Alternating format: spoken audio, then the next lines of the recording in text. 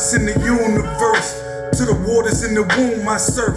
I'm the all in all. From the atoms that exist in the sun to the atom that's in Genesis 1. I'm the all in all. From the first king that walked this globe to the last black slave they stole. I'm the all in all.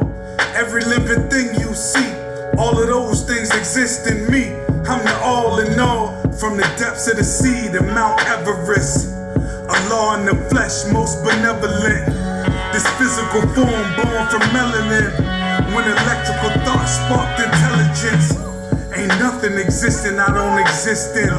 From the clouds in the heavens down to this skin.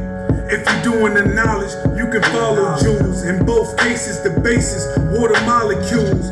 Rain, sleet, snow, hailstorms come together the same way that my cells form. You won't see it yet, hard to fathom still. It's A-like to the pyramids, how my atoms build. I existed as DNA when the earth formed. Peace, y'all. This is God in them streets.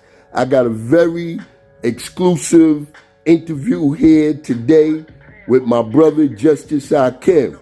I choose to do this interview due to the fact that a lot of individuals don't give Justice Hakim his credit with teaching the desert. Justice Hakim has always been a supreme teacher. His students consist of Divine Prince, Born King, Word is Born Sincere, and a whole nother list of individuals that he has taught from back then all the way up to today. His tree goes all the way up to Canada and extended. So without further ado, I would like to bring my brother, Justice Hakim, to you. Peace, God. Peace. That's a good introduction. Thank you, God. Can't forget Born King. That's my man, you know. He's heir to the 5 or 6 nation. I'm Justice Hakim El Allah. Can't leave that out. Originally, that was God Hakim. Everybody used to call me Hakim in the desert. I got knowledge of myself in 1972 in Millbrook Projects in the Bronx. They call it Pelon, right? And the brother had said in a cipher, everybody that had a birth, but not everybody's been born through the womb of supreme wisdom back to the knowledge of himself. And I had laughed because I was in college at the time, you know, but I did something. I had to go into the penal for it. You know, I was influenced negatively, and I was rolling with the guards against the gangs. And I said to myself, that's just stupid. When you're birth, you're born. And then it hit me. I thought that all fathers in this thing, because the father thought it. He said that he was God, and I realized I was not born mentally. You know what I'm saying? So I became a newborn then. You know, and even though I didn't have the accolades and the intelligence yet to manifest my godhood, but I call a calf a cow because that's where its potential is. Just like an acorn is going to be a mighty oak. Now I'm a mighty oak, but at that time I was an acorn. You know, God Hakim El Allah. Peace. All right, Justice. When I met you, as far as I know, like you said, a lot of individuals don't know that you was originally from Pelon and then you went out to the desert.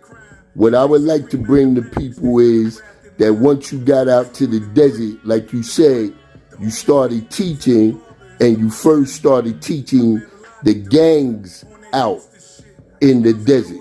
And I would like the people to know exactly what area that you taught out in the desert, and also the nickname for that part of the desert.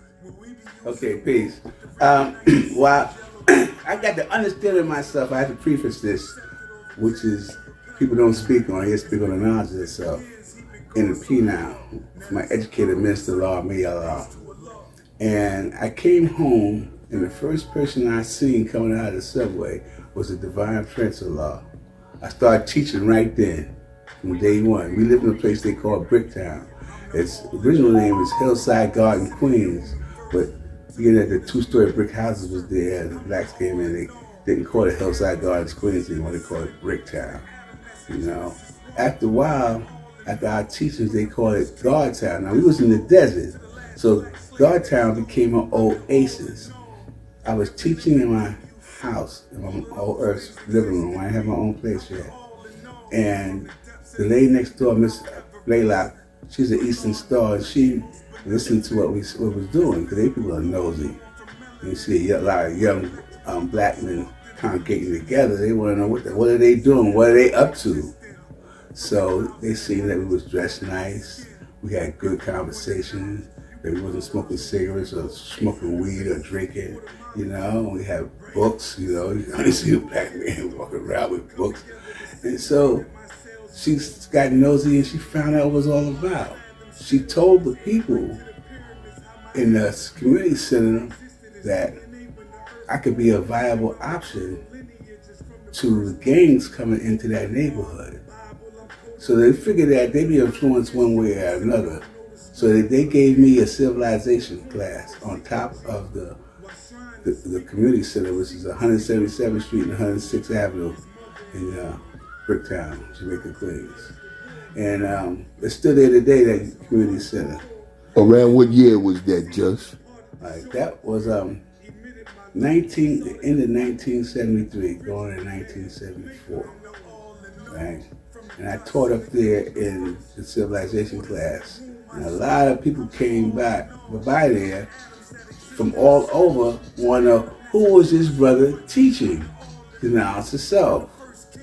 And a lot of brothers came and they stayed around, like I Freedom Born, they stayed around. You know, Now Law came through there, Black God came through there. A lot of guys came to assist us and build it. But I must mention I Freedom Born because he stayed there all the way through to the time they called that area God Town. It was no longer Bricktown, it was God Town. And I gave my word to the Timbers of Randa Town that I would keep the gangs out of there. So that's what I did.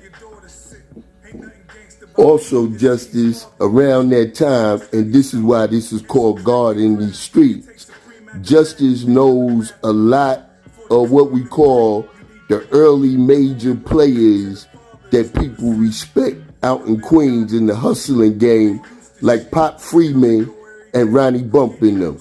Could you elaborate a little bit on your experience with those individuals and what you was doing back then? Because I remember when I was a young guard that y'all had a store up there near Jamaica Avenue selling pantyhose and different things like that.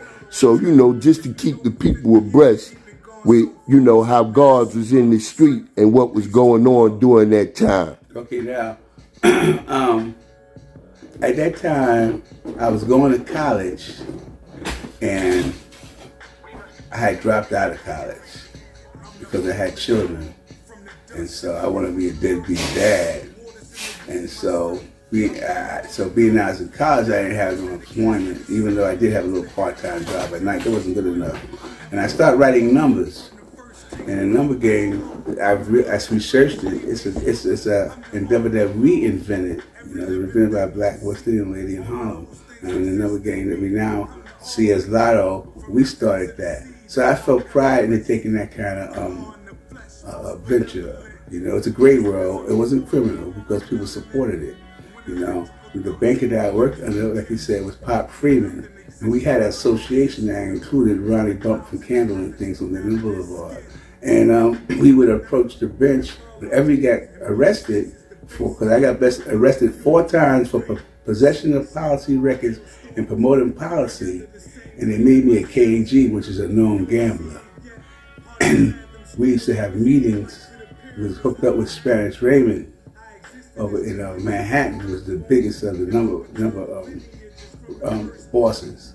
You know, we even went to Albany to protest the legalization of numbers and the criminalization of us for doing that, which they are doing or proposed to do. But anyway, we would approach the bench, and being that we was in this organization together, you know, it was like an underworld, a gray world. They had lawyers on retainer, and so they would approach the bench, whisper, then come back, and we just paid the fine. But after the 4th time, they said, we're going to give you the maximum fine and the maximum time. Now, I didn't care about the fine because they paid for it, but the time, I didn't want to do it, so I left that alone.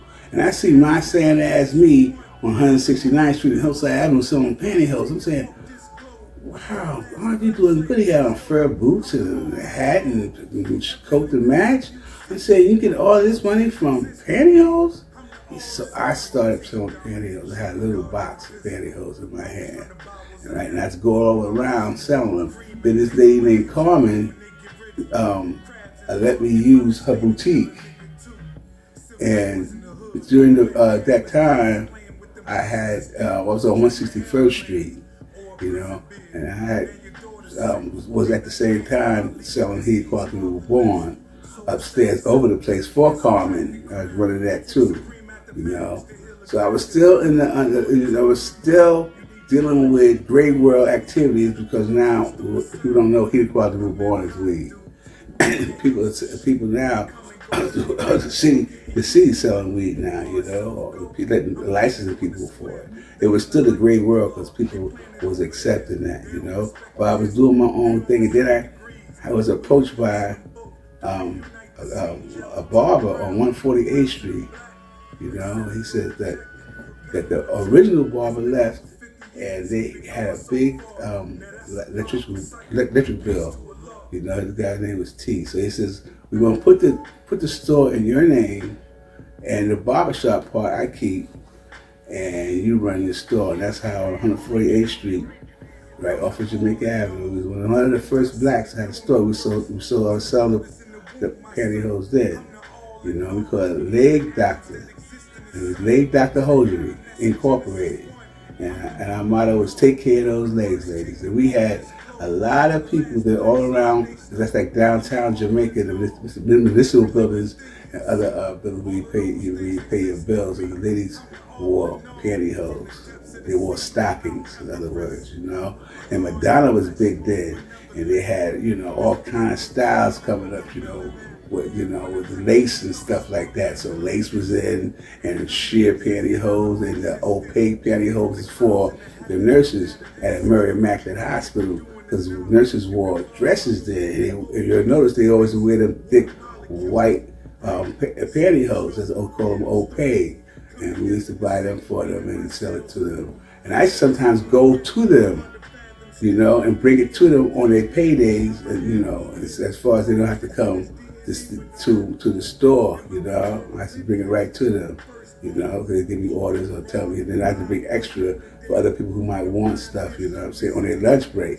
Because most people, they leave home, when they leave their job, they're going straight home, so they want to come to the store like that, I noticed I wasn't getting their business, so I was a smart businessman. Because I first got them by coming to them, so I said I continue to practice, So we had that for a while, and then I went through some zig, and we lost that place. You know what I'm saying? All right, so Justice, I know bringing things up to date. You were dealing with the brothers inside the P-Now institution, the Belly.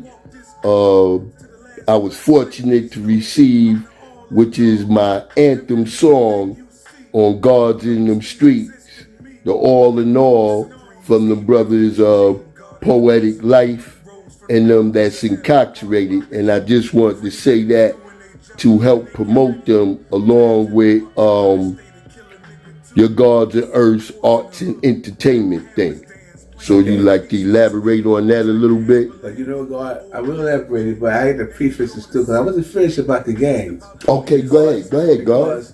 Continue. Because I had moved out to Hollis Queens, and at the time when I moved out to Hollis Queens, before I even got into writing numbers, I was going to the Hollis library because I still was in college, and the brothers used to hang out there. And so I told the brothers, about getting announcements and stuff. At that time, the security guard caught us out there. I didn't think they was doing nothing bad, but they was congregating too much. I just coming through. I said, everybody's, I want me to know. I said, what you don't know won't hurt you. They say it won't hurt you. but what we don't have known for over 400 years have been hurting us. And he said, oh, we didn't know you was having this kind of conversation out here. Come inside inside the library, you know, and they had not a staff room, but anyway, we came in there in the conference room, I guess you could call it, the conference room, and I had civilization classes there. Now the people across the street was IS 192 junior high school. You know, they found out I was over there, and somehow they knew my reputation for teaching knowledge and so in Guardtown. And they asked me, could I come there and have a civilization class there? So I went there, and they said there's a lot of brothers that come in here unruly, starting fights and stuff. So I said, well, who are they? He said, well, we don't know who all they are, but we know where they be at. Little did I know this was a gang. So I went over there, and I went to their clubhouse. And Words Barn Sincere said they saw me coming, said, who's coming down here? We're going to F him up. But before I left there, I had convinced them to come to the civilization classes. I stopped all the problems they had and started teaching them. After we was going over the tape of the father, I was one of the first people to teach the tape of the father I had got from a guy named Justice out there. And but them same brothers was the enemies of the brothers that was teaching at the library, because there was another gang. So by simultaneously teaching both gangs, prominent gangs in the area, Black Skulls and what's that? 7 Crowns. So no, 7 Crowns is 40. Okay. But it was one of them was a Black Skull. But anyway, I stopped them from gang banging out there. So I broke the gangs up. These same members some from Guardtown and some from out there in Hollis moved out to Long Island. Now the knowledge is already out in Long Island, but it wasn't striving as hard as when Knowledge Born got out there, Supreme Mathematics got out there, Words Barn Sincere got out there, and Divine Prince. If any of them brothers was your influence on getting knowledge and stuff, you in my tree. You know, and from Long Island. Now, what was the other question you said that I stopped you on? Yeah. No.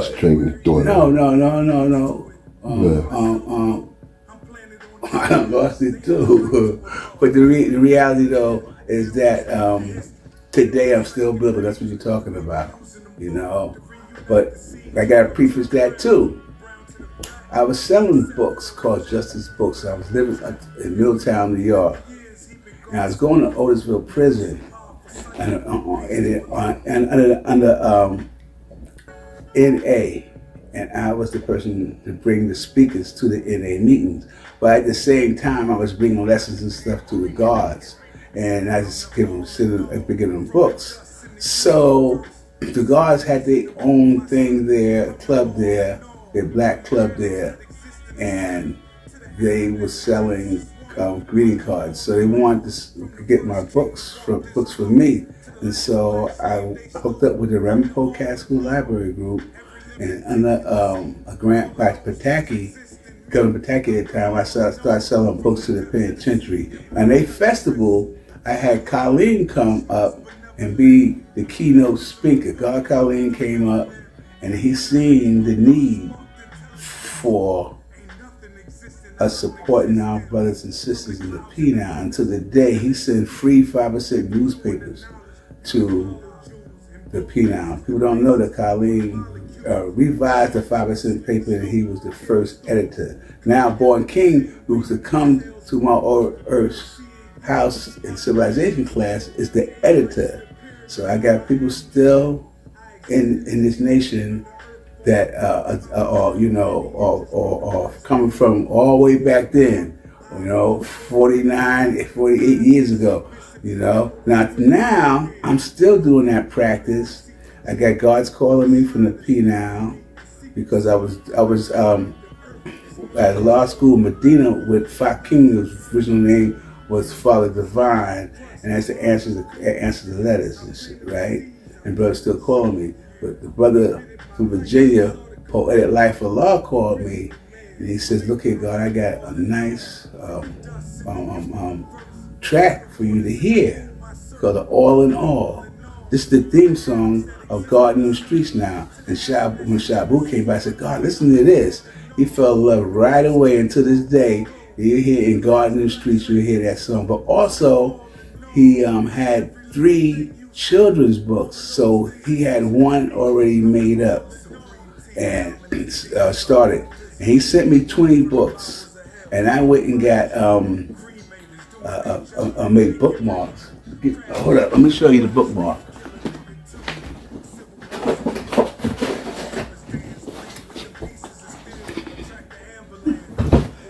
Yeah, go hold it up close. Yeah, this is the bookmark, right? Divine Prince designed a little boy there, you know, and he gave me 20 of them, you know. The Youth or the Future, that's the name of the book, and the youthorthefuture.com, you can go to and check out what he's doing, and he's doing real good. He got major tracks of music coming out of P now, and he's writing books, you know. A lot of people are not even doing all that. Go ahead.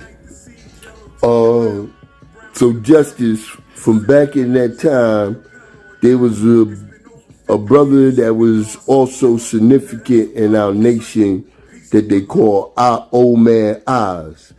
And you told me a story about the zigzag zig in our lessons in regards to him, and also that you had a chance to meet old man Justice in the flesh. So could you briefly speak on your encounter with those individuals? Well, old man Oz, to me, was like the leader of the nation. He took over from even though old man Justice was around, old man Oz like a disciplinary. Disciplinarian. Anyway, he would say, when you come into Parliament, take your hats off. You couldn't wear your hat in the Parliament. But when you was outside and you put your hat on, he said, wear it straight. Don't have it sideways or to the back. He said, then you have backwards thinking, you know, sideways thinking. You know, we showing that we have refinement, that we are upright, you know. Now, old man Justice was always in the background. He never was up front. For some reason that the brothers used to like mess with him. You know, the brothers that knew him, everybody else, all of us, like marveled at him, you know. But he was so intelligent, and being that he started the nation with the father, he was not under the same requirements that we had coming up into the knowledge of ourselves. And I'll show you an example. I was talking about a degree, and I asked him how he see it. He said, I don't know 120 lessons, God. I said, wow, are you the same Justice that, because we just kicking somebody in their behind but not knowing their lessons, and you don't know your lessons? And then I realized he already had to understand himself. We just getting the knowledge of ourselves, you know? It wasn't a requirement for him to know the lessons like we had, because we was there as God, you know what I'm saying? We was striving to be like him, you know? But he was always made to parliaments, you know? It wasn't like a lot of older brothers now. You don't even see him at the parliaments anymore. And he always came to the parliaments. But like I said, old man Oz. And he said the father gave him that name, and it meant cipher of understanding. Zik, Z-I-C-K, Zach, Z-A-C-K, Zik, Z-I-C-K. Meaning understanding. Now prior to that, Z was zigzag zig, meaning knowledge, wisdom, and understanding. And a lot of brothers get taught like that. But you will see zigzag zig, meaning understanding, not knowledge, understanding, in some lessons. I got lessons now from down south when they had that. So both of them are right in the Zach, you know. It's going through experience. You know what I'm saying? But the Z, is a symbol. And the symbol shows you that first you're traveling on the right path. That's the top of the Z. And then, as lights go on, you create a stumbling block and you're going in the wrong direction. It's going backwards. So now you're going backwards from down to the bottom of the Z. And then you wake up to, that you're going in the wrong direction, and you go back on the bottom part of the Z. That's zig, zag, zig. Meaning knowledge, wisdom, understanding. This experience you're going through. The whole experience is zigzag, zig, meaning understanding. That means that with your experience, you have to go through different things. We call it love, hell, or right. You know what I'm saying? And that's like zigzag, zig, meaning understanding, because understanding is the manifestation, the mathematics of knowledge and wisdom, which is the 12th letter of the alphabet, and that's love. Now, but the love is the elevation of supreme understanding. Hell is a lack of understanding. That's why people in hell, they suffer for a lack of knowledge. And right is going according to mathematics, knowledge and wisdom, to born understanding. Because we are supposed to be free and independent thinkers. The science, living mathematics preserved for the Son of Man that raises from our mental death and power in this last day and time to be free, independent thinking. It's a science of self-hypnosis. Auto-suggestion. This is why you have to quote to listen to yourself out loud, because the negativity that we was told or miseducated on is stuck firmly in our subconscious mind, where you constantly know it or not. And only by having a positive, you can neutralize and destroy a negative. So we don't have prayer, we have a day's degree, according to our mathematics and alphabet and our lessons. This is to keep positivity in our heads each and every day. In each and every way. So as we go through our day, we preface it with the day's degree, and then we relate it to the experience that we have, because it ain't mysterious, nothing have no empty prayer. We're relating this to our living. And through that going to mathematics, knowing that it's a science of right and exactness, we be successful in our day, because life is day at a time. Peace. Peace.